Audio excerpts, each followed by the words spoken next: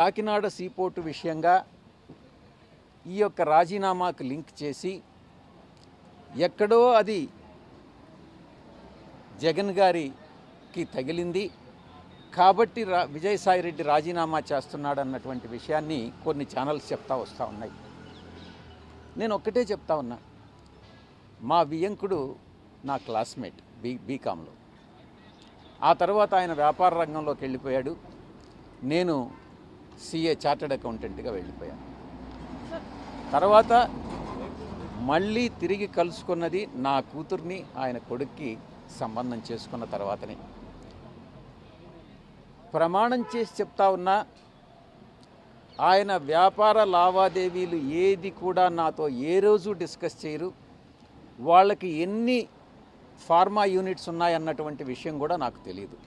ఎందుకంటే కుటుంబ వ్యవహారాలు సక్రమంగా ఉండాలి అని అంటే ఆర్థిక వ్యాపార లావాదేవీలు ఉండకూడదు అన్నటువంటి విషయం నేను బలంగా నమ్ముతా.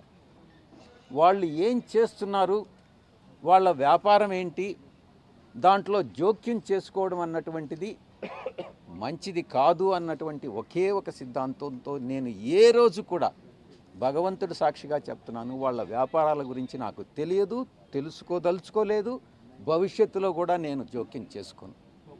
ఆ ఛానల్స్ ఎవరైతే టెలికాస్ట్ చేశారో వాళ్ళకి నేను విజ్ఞప్తి చేస్తూ ఉన్నా, వాళ్ళ విజ్ఞతకే వదిలేస్తున్నా. దయచేసి ఇన్ఫరెన్సెస్ డ్రా చేయొద్దు, వార్తలను వార్తలుగానే ప్రచురించండి, ప్రసారం చేయండి. మీ యొక్క వ్యూస్ని తీసుకొచ్చి ఇతరుల మీద రుద్దవద్దు అని అన్నటువంటి విషయాన్ని నేను చెప్తా ఉన్నా. కేసుల నుంచి రాజకీయాల నుంచి తప్పుకుంటే ఈ కేసులను ఏమన్నా మాఫీ చేస్తామని కానీ అట్లాంటిది ఏమన్నా వచ్చిందా మీకు? అది కూడా ఒక సార్. రాజకీయాల నుంచి నేను తప్పుకుంటే నేను ఇంకా బలహీనుడిని అవుతానే కానీ బలవంతుణ్ణి కాదు కదా. అలాంటప్పుడు కేసులు నాకు ఎందుకు మాఫీ చేస్తారు, నన్ను ఎందుకు తప్పిస్తారు?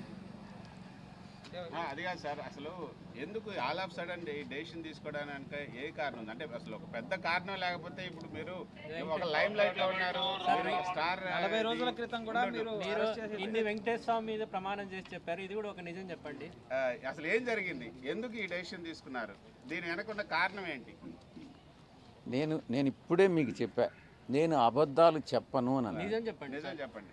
అంటే నేను ఇప్పటి వరకు అబద్ధం చెప్పానని అర్థం? అంటే ఇప్పటి వరకు అబద్ధం చెప్పానన్న ఏ ఛానల్ నుంచి? ఇదొకటి నిజం చెప్పండి.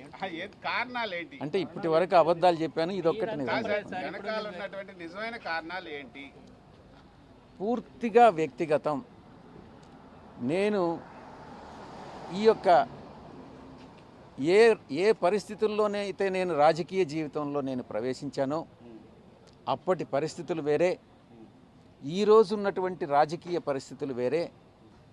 ఈ పరిస్థితుల్లో, ఇప్పుడున్నటువంటి రాజకీయ పరిస్థితుల్లో నేను ఒక రాజ్యసభ సభ్యుడిగా అటు రాష్ట్రానికి కానీ, ఒక పార్టీలో నేషనల్ జనరల్ సెక్రటరీగా పార్టీకి కానీ న్యాయం చెయ్యలేను అన్నటువంటి ఒక ఆలోచన వచ్చి నాకన్నా ఇంకా శక్తి సామర్థ్యాలు ఉన్నటువంటి వ్యక్తులు ఎవరైనా నా ప్లేస్లో రాజ్యసభకు కానీ వస్తే రాష్ట్రానికి, రాష్ట్ర ప్రజలకు, దేశానికి ఉపయోగపడతారు అన్నటువంటి ఒకే ఒక కారణంతో నా యొక్క అశక్తత, నేను చెయ్యలేను, నేను న్యాయం చెయ్యలేను అనే ఒక నిర్ణయానికి వచ్చి నేను ఈ యొక్క రాజీనామాను సమర్పిస్తున్నానే తప్ప వ్యక్తిగత కారణాలని అందుకే నేను చెప్పాను.